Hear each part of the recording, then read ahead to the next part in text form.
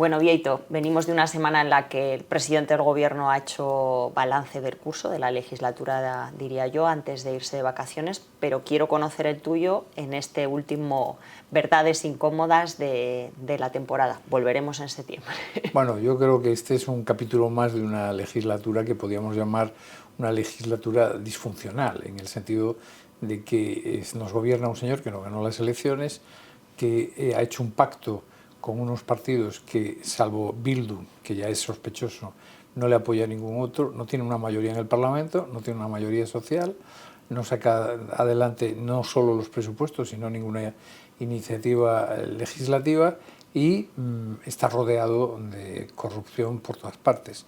Eso es un panorama que no tiene nada que ver con lo que él nos estuvo contando. Él estuvo dando allí unos datos donde, claro, no aparecían los datos de empleo, no aparecían los fijos discontinuos, que es una de las grandes trampas de esta legislatura y de Yolanda Díaz, y así en otros muchos datos que hay que comparar, las dificultades para conseguir vivienda, el poder adquisitivo que ha bajado desde el 2018, etcétera, etcétera.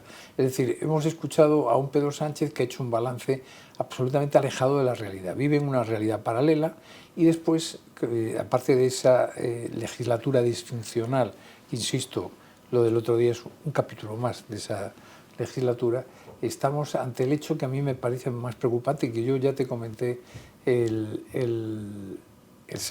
la semana pasada, que es el hecho de que la responsabilidad política, que es fundamental en democracia, ha desaparecido. Nadie responde aquí, nadie tiene nada que ver. Este se va de vacaciones con España incendiada, con el mayor de los incendios de la historia en España y con una situación francamente preocupante. Yo creo que, en fin, tenemos un presidente del Gobierno que no nos merecemos, pero no por malos, sino por buenos.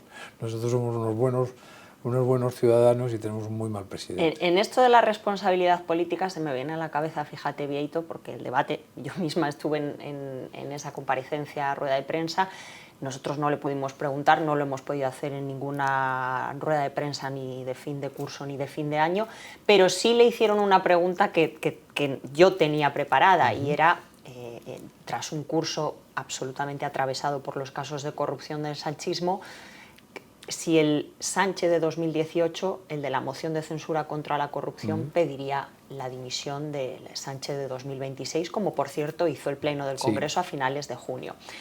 Y él respondió que en su día él dio la opción a Rajoy de asumir una responsabilidad política y marcharse y no presentar esa moción de censura, y que lo que ha hecho él es diametralmente opuesto, porque él, en cuanto ha habido un caso de corrupción, lo ha cortado de raíz, cosa que es falsa. Simplemente, por ejemplo, Ábalos estuvo 16 meses ahí en una especie de limbo hasta que fue expulsado del partido. No solo estuvo 16 meses, es que lo puso en las listas. Sí, pero eso fue antes. No, ya, pero él lo colocó en las listas, ya estaba siendo investigado. Pero que también en eso ha cambiado de opinión. Es decir, ya el Sánchez 2018 después, no tiene además, mucho no es que ver cierto con el lo de que 26. dice que él le planteó a Mariano Rajoy marcharse.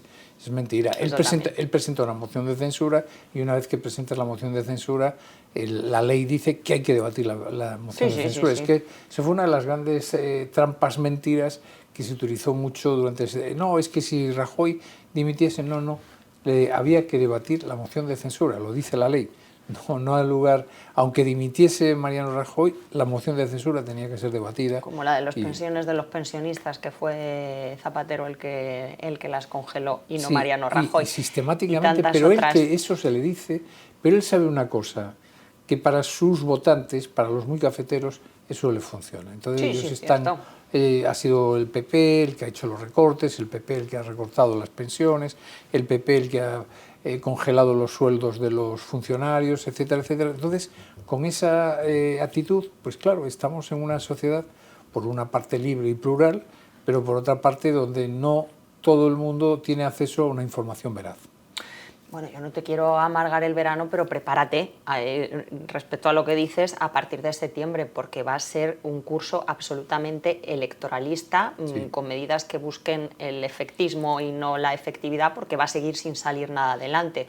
La prueba la tienes en que en los últimos días ha tenido que dejar, por lo menos para septiembre, el Real Decreto Ley de Vivienda que iba a aprobar, el cuarto, porque le han tumbado 3 sí, las Cortes en este curso.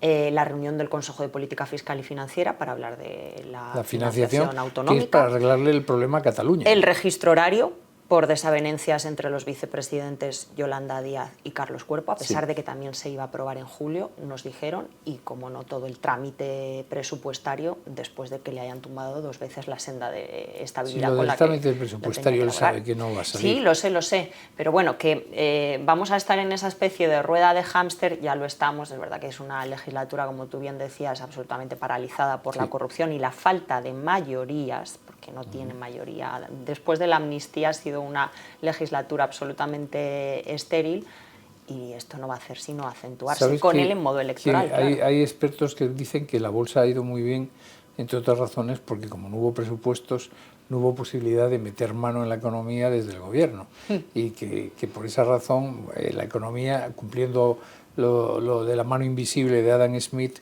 que decía que en fin, que el gobierno que no metiese la mano en la economía y que ya verías cómo la economía iba para arriba.